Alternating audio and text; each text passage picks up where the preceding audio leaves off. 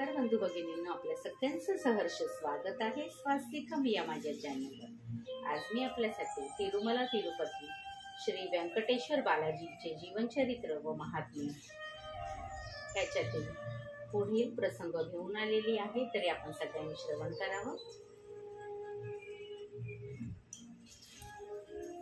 व्यंकटेश्वराय नमः, ओम व्यंकटेश्वराय नमः, ओम व्यंकटेश्वराय नमः।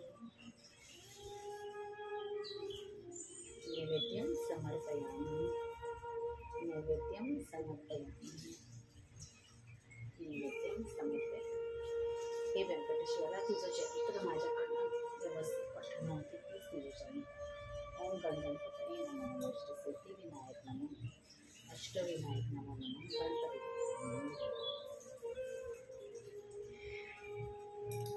गोविंदा गोविंदा।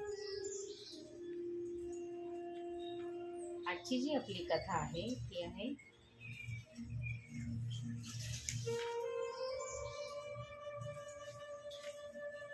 भृग महर्षींनी श्रीहरीची परीक्षा करून वक्षस्थलावर लाथ मारली।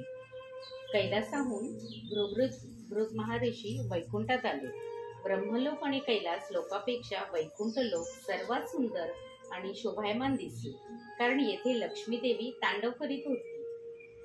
धनम मूलम मिथ्यम जगत वचनाप्रमाणे लक्ष्मी देवीचे निवासस्थान वैकुंठच। अशा सुंदर लोकात प्रवेश केल्यानंतर भृग महर्षींच्या मनाला आनंद झाला। श्रीहरी वैकुंठात शेषशय्येवर विराजमान झालेले होते। लक्ष्मी देवी श्रीहरीच्या पायाजवळ बसून आपल्या कोमल हातांनी श्रीहरीचे पाय चेपीत होती। भृग प्रवेश झालेला श्रीहरीने आपल्या दिव्य दृष्टीने जाणते झाले, तरी पण न जाणल्यासारखे तसेच डोळे मिटून पडून राहिले। भृगाने येऊन श्रीहरीकडे पाहिले, तरी श्रीहरीकडून भृग महर्षींचे स्वागत करण्यात आले नाही। यामुळे भृग ऋषीला महाराग आला। येऊन शेषशय्येवर झोपलेल्या श्रीहरीच्या वक्षस्थळावर आपल्या उजव्या पायाने लाथ मारली। हे पाहून लक्ष्मी देवी चकित झाली। मार खाऊन श्रीहरीने डोळे उघडून आनंदाने हसत भृग महर्षीला प्रणाम केला आणि विनम्रतेने म्हणाले, हे महर्षी, मला क्षमा करा। आपल्यासारख्या महर्षीचे येण्याचे स्वागत मी केले नाही, माझी चूक झाली। या बसा, असे म्हणत भृग महर्षीला शेषशय्येवर बसविले। आपल्या दर्शनाने वैकुंठ पावन झाला। आपण मला लाथ मारली, तेने करून आपला पाय तर दुखावला नाही ना? श्रीहरीने भृग महर्षीला पाय दाबीत दाबीत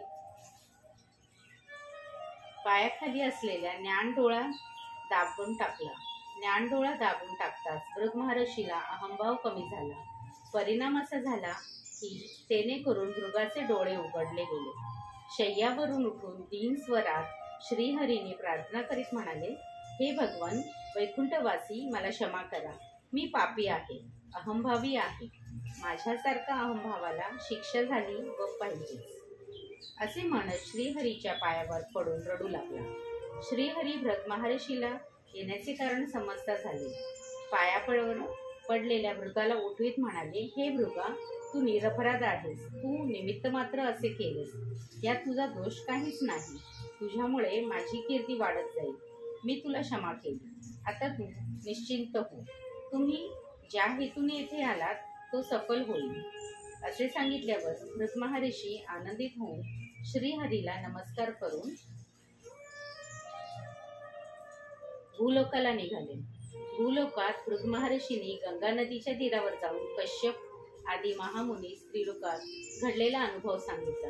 भृग महर्षींचे साहस कार्याबद्दल मुनिजन आनंदित झाले।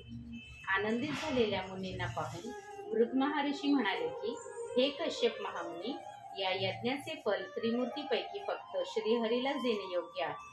भृग महर्षीच्या आज्ञेप्रमाणे यज्ञाचे फल श्रीहरीलाच देण्यात निश्चित केले।